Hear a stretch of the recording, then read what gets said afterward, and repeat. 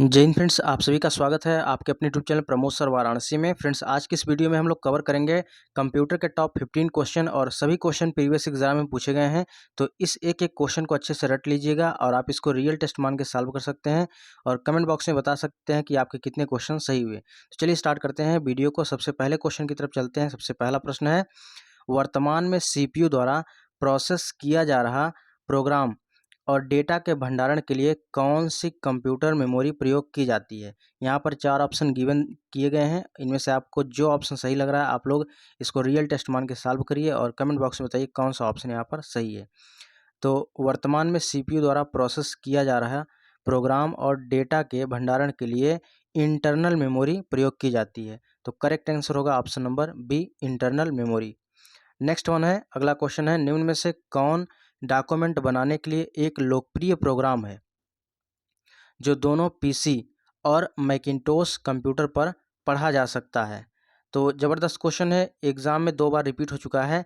तो निम्न में से कौन डॉक्यूमेंट बनाने के लिए एक लोकप्रिय प्रोग्राम है जो दोनों पीसी और मैकिंटोश कंप्यूटर पर पढ़ा जा सकता है। तो करेक्ट आंसर होगा ऑप्शन नंबर सी, एडब एक्रोबेट।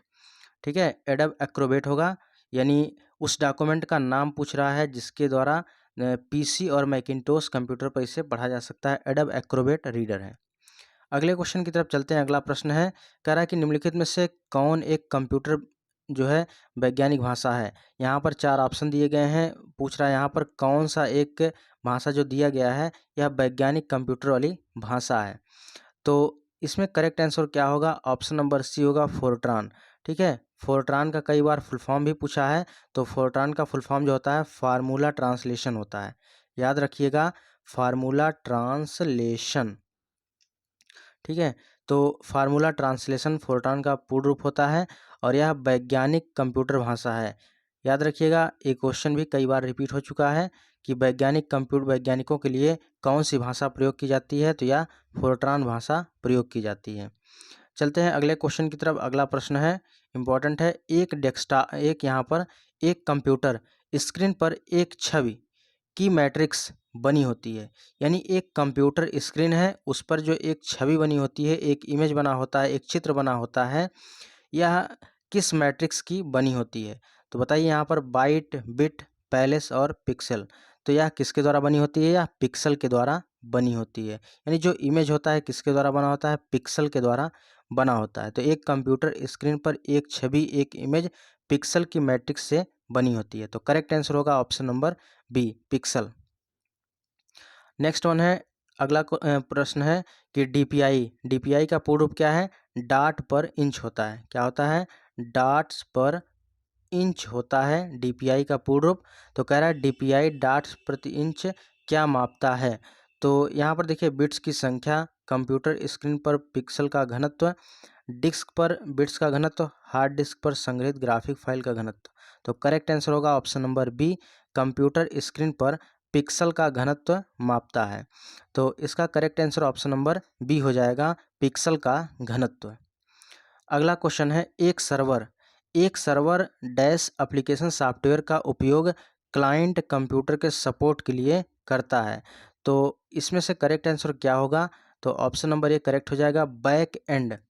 तो एक server back and application software का प्रयोग क्लाइंट कंप्यूटर के सपोर्ट के लिए करता है।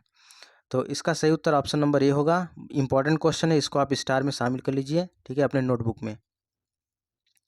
अगला प्रश्न है, स्क्रीन बैकग्राउंड स्क्रीन बैकग्राउंड के रूप में जाना जाता है, किसे जाना जाता है? तो स्क्रीन बैकग्राउंड के रूप में डेस्कटॉप को जाना जाता है। ठीक है, जो स्क्रीन बैकग्राउंड होता है इसको किस नाम से जानते हैं? डेस्कटॉप के नाम से जानते हैं। डेस्कटॉप के नाम से जानते हैं। और इसी में एक फुल फॉर्म पूछा जाता है, जैसे होता है ना डीपीआई डाट पर इंच, तो उसी के रेफरेंस में यहाँ पर देखिए, स्क्रीन बैकग्राउंड डैश के रूप में जाना जाता है। किसे जाना जाता है? डेस्कटॉप के रूप में जाना जाता है। अगला प्रश्न है 73 नंबर का है कि प्रोग्राम जो हार्डवेयर के रूप में अस्थायी तौर पर रोम में संग्रहित होता है डैश के रूप में जाना जाता है, उसे किस रूप में जानते हैं? तो प्रोग्राम जो हार्डवेयर के रूप में अस्थायी तौर पर रोम में संग्रहित होता है। अब जैसे मेमोरी जो होती है, मेमोरी जो है 2 टाइप होते हैं। तो यहाँ जो प्राइमरी होता है और सेकेंडरी मेमोरी, तो प्राइमरी में भी क्या होता है, एक होता है रैम और दूसरा होता है रोम। तो रैम जो होता है यह यहाँ पर अस्थायी होता है यानी वोलाटाइल, और रोम जो होता है यह यहाँ पर जो रोम अस्थायी होता है यानी नॉन वोलाटाइल। तो उसी में कह रहा है कि प्रोग्राम जो हार्डवेयर के रूप में अस्थायी तौर पर रोम में संग्रहित होता है, डैश के रूप में जाना जाता है, उसे फर्मवेयर के रूप में जाना जाता है। तो correct answer option number C होगा, फर्मवेयर। नेक्स्ट है, खुदरा कर्मचारी आमतौर पर बिक्री के लेन देन की प्रोसेस के लिए किन टर्मिनलों का उपयोग करते हैं। तो खुदरा कर्मचारी आमतौर पर बिक्री की लेन देन के लिए यहाँ पर किस टर्मिनल का उपयोग करते हैं, यहाँ पर POS का उपयोग करते हैं यानी पॉइंट ऑफ सेल का उपयोग करते हैं। देखते होंगे जब जैसे रेलवे स्टेशन पर जाते होंगे, टिकट के लिए भी आजकल पॉस लग गया है, आप टिकट वहाँ पर इजीली ले सकते हैं पॉस के द्वारा यानी पॉइंट ऑफ सेल के द्वारा ले सकते हैं। तो जो बड़े बड़े मॉल होते हैं या बड़ी बड़ी दुकानें होती हैं, शॉप होती हैं, वहाँ पर पॉइंट ऑफ सेल लगा होता है। तो यही क्वेश्चन पूछ रहा है कि खुदरा कर्मचारी आमतौर पर बिक्री के लेन देन की प्रोसेस के लिए किन टर्मिनलों का उपयोग करते हैं, तो पॉइंट ऑफ सेल का उपयोग करते हैं। चलिए नेक्स्ट क्वेश्चन है, डैश का उपयोग कर बैंक PO क्लर्क परीक्षा में उत्तर शीट चेक की जाती है। तो यह किसके द्वारा चेक की जाती है, तो यह OMR के द्वारा चेक की जाती है। तो OMR का मतलब क्या हो गया, ऑप्टिकल मार्क रीडर हो गया। तो correct answer option number B होगा, ऑप्टिकल मार्क रीडर हो जाएगा। अगला क्वेश्चन है, हेल्प मेन्यू किस बटन पर उपलब्ध होता है। तो देखिए यहाँ पर आपको बताना है कि हेल्प मेन्यू किस बटन पर उपलब्ध होता है। तो करेक्ट आंसर होगा option number B, start menu पर। यानी हेल्प मेन्यू किस बटन पर उपलब्ध होता है, स्टार्ट बटन पर उपलब्ध होता है हेल्प मेन्यू। ठीक है, हेल्प मेन्यू स्टार्ट बटन पर उपलब्ध होता है। नेक्स्ट वन है, निम्न में से कौन सा ब्राउज़र के द्वारा इंटरनेट रिसोर्सेज के लोकेशन पर कनेक्ट करने में प्रयोग किया जाता है। तो भैया यहाँ पर इंटरनेट रिसोर्सेज के लोकेशन पर कनेक्ट करने के लिए URL का उपयोग किया जाता है। ठीक है, URL का उपयोग किया जाता है। ठीक है, यहाँ पर यानी ऑप्शन नंबर डी करेक्ट हो जाएगा।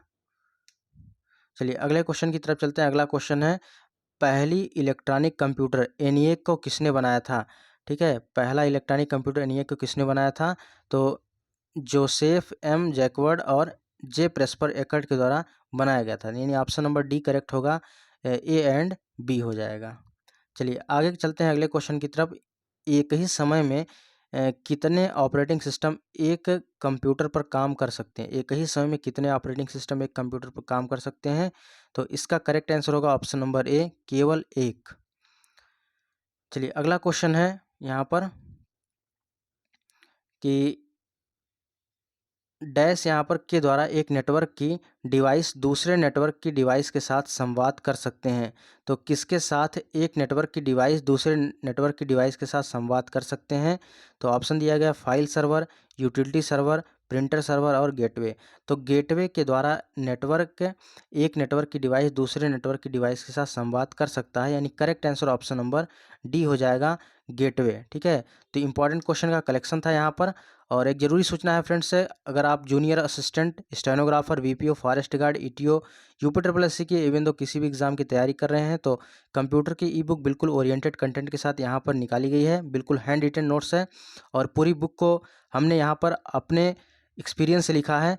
तो इस बुक को बनाने में काफ़ी मेहनत हमने की है। तो जो UPSSC का नया पैटर्न है, इस पैटर्न को देखते हुए आपका कोई भी टॉपिक यहाँ पर नहीं छूटने वाला है। तो इस ई बुक को लेकर अपनी तैयारी को और बेहतर करिए और अब की बार जो आपका ड्रीम जॉब है उसको आप पूरा करिए। तो इस ई बुक को लेने का प्रोसेस क्या है, जो स्क्रीन पर नंबर दिया रहा है 9793661506, इस पर आपको 100 रुपये पेमेंट करने हैं। पेमेंट करने के बाद आपको स्क्रीनशॉट और अपना नाम और डिस्ट्रिक्ट इसी नंबर पर, या व्हाट्सएप नंबर भी है, इसी नंबर पर आपको सेंड करना होगा। थोड़ी देर बाद इसका ई बुक आपके व्हाट्सएप पर प्रोवाइड करा दिया जाएगा। तो फ्रेंड्स, ये रही आज की वीडियो। बाकी अगर आप लोग चैनल पर पहली बार आए हैं, चैनल को जरूर सब्सक्राइब कर लीजिएगा। साथ ही साथ वीडियो के डिस्क्रिप्शन बॉक्स में टेलीग्राम का भी लिंक दिया गया, टेलीग्राम को भी ज्वाइन कर लीजिए। और जो भी अपडेट होता है, जो भी PDF होती है, वहाँ पर प्रोवाइड कराया जाता है। तो मिलते हैं नेक्स्ट वीडियो में, तब तक के लिए जय हिंद, वंदे मातरम, शुभ रात्रि।